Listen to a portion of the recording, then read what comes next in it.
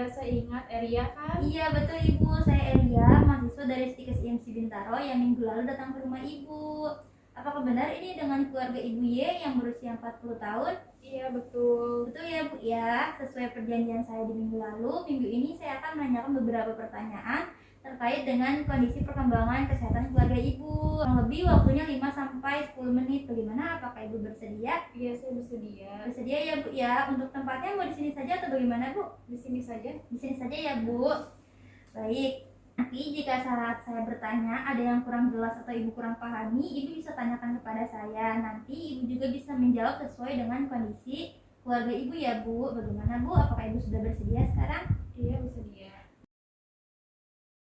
Baik ya Bu, jika sudah bersedia saya akan mulai pertanyaannya ya Bu.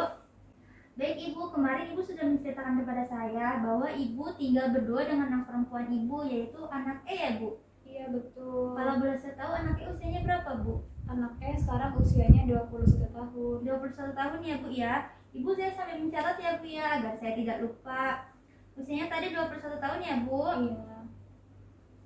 Apakah anak E sudah menikah atau bekerja Bu? Anak saya masih kuliah semester 5, belum menikah. Belum menikah ya Bu? Baru semester 5. Nah Ibu, karena anak pertama Ibu usianya 21 tahun dan belum menikah, maka tahap perkembangan keluarga Ibu ada di tahap keluarga dengan anak remaja Bu. Oh gitu ya Dek. Iya Ibu. Kalau boleh saya tahu nih ya Bu, kira-kira menurut Ibu ada nggak sih kendala dalam merawat atau mengasuh anaknya ini di tahap perkembangan remajanya ini Bu? Kalau kendala sih pasti ada, tapi masih bisa saya lewatin. Masih bisa ya Bu ya? Iya, alhamdulillah. Alhamdulillah masih bisa ditangani ya Bu. Baik Ibu, selanjutnya saya ingin bertanya. Tadi kan Ibu tinggal berdua dengan anak Ibu ya Bu di sini. Kalau untuk riwayat kesehatannya bagaimana Bu? Apakah ada penyakit keturunan atau ada yang sedang sakit sekarang Bu? Kalau saya sendiri, alhamdulillah sehat, tidak ada penyakit. Paling cuma masuk akal angin biasa. Tapi kalau anak saya, anak dia memiliki penyakit lambung yang masih suka kambuh.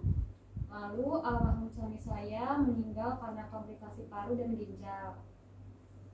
Baik Ibu ya. Di wawancara tadi saya rasa keluarga Ibu dalam kondisi sehat ya Bu ya, kecuali almarhum suami Ibu yang meninggal akibat komplikasi dan anak yang penyakit lambungnya masih sering kambuh ya Bu. Iya.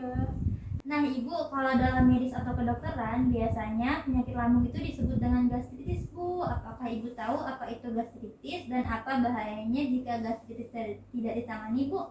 Duh, saya kurang tahu deh. Baik Ibu, saya akan jelaskan mengenai gastritis. Jadi gastritis adalah penyakit iritasi lambung yang muncul secara tiba-tiba. Nah, jika penyakit ini tidak segera ditangani atau selalu dibiarkan, nanti dinding lambung itu akan menipis Bu dan akan mengakibatkan pendarahan. Iya. Iya Ibu, nah Ibu tahu gak sih apa sih penyebab penyakit gastritis pada anak ini sering kambuh Bu? Biasanya sih kalau anak saya habis makan seblak atau makanan pedas, mie instan, nah lambungnya tuh akan kumat sakitnya deh. Nah betul Ibu, biasanya gastritis ini diakibatkan karena makanan pedas dan bersantan, minuman bersoda, berkafein, terus pola makan yang tidak teratur, itu dapat menyebabkan kekambuhan pada penyakit gastritis ini Bu. Apakah Ibu tahu bagaimana caranya untuk mencegah penyakit ini? Tidak makan yang pedas-pedas ya. Nah iya betul Ibu, seperti tadi tidak boleh makan makanan yang pedas, bersantan, minuman beralkohol atau bersoda, dan tidak boleh telat makan juga Bu. Nah Bu, kalau misalkan nih ya penyakit anaknya kambuh, mudah-mudahan sih tidak kambuh lagi ya Bu ya. Apa yang Ibu lakukan Bu saat penyakit anak ini kambuh? Saya sih biasanya menasihati dia supaya nggak makan makanan pedas terlalu sering.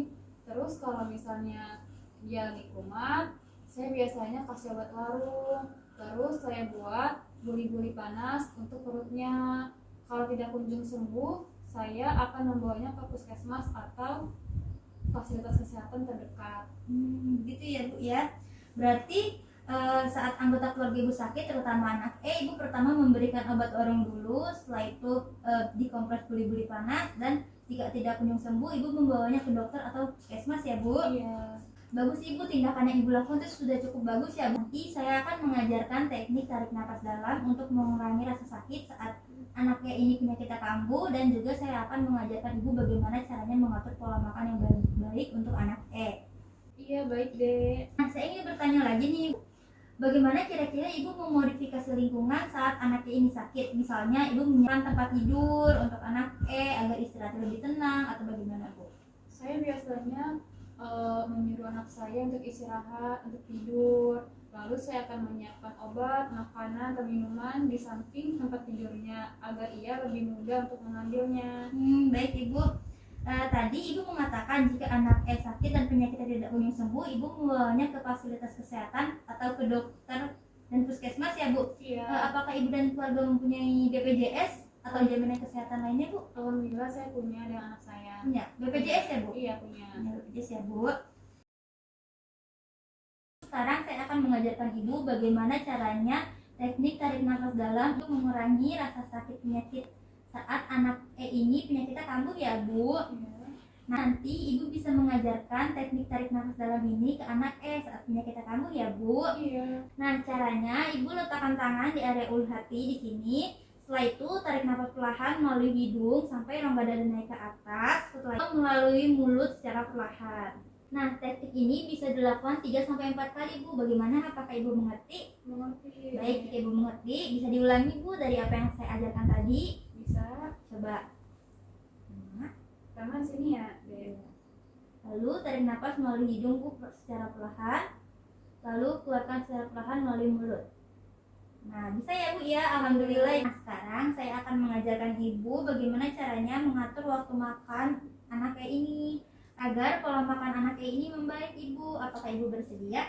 Saya bersedia deh. Baik Ibu, saya sekarang akan mengajarkan tips mengatur pola makan untuk anak Ibu ya. Yang pertama, Ibu harus siapkan kertas, boleh kertas polos atau kertas seperti ini ya Bu ya. Setelah itu Ibu buat kotak, 3 kotak. Nah, kotak pertama makan pagi. Nah, makan pagi itu waktu baiknya, waktu idealnya itu jam 7 sampai jam 8 Bu. Atau 30 menit setelah bangun tidur dan tidak boleh lebih dari jam 10 pagi. Nah, selanjutnya kotak kedua itu makan siang.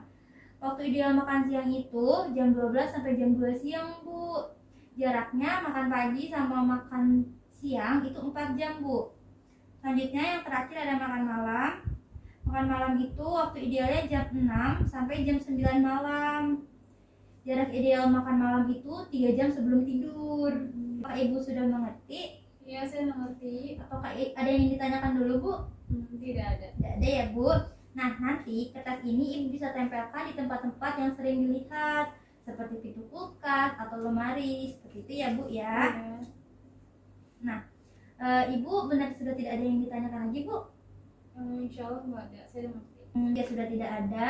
Saya akhiri untuk pertemuan hari ini ya Bu ya. Terima kasih untuk waktunya. Semoga ilmu yang saya sampaikan dan saya ajarkan bisa Ibu terapkan ya Bu ya. Untuk minggu depan saya akan kesini lagi untuk melihat apakah keluarga Ibu sudah menerapkan apa yang saya ajarkan atau belum. Iya. Terima kasih banyak ya Bu untuk waktunya. Saya permisi Ibu. Selamat siang. Selamat siang juga deh.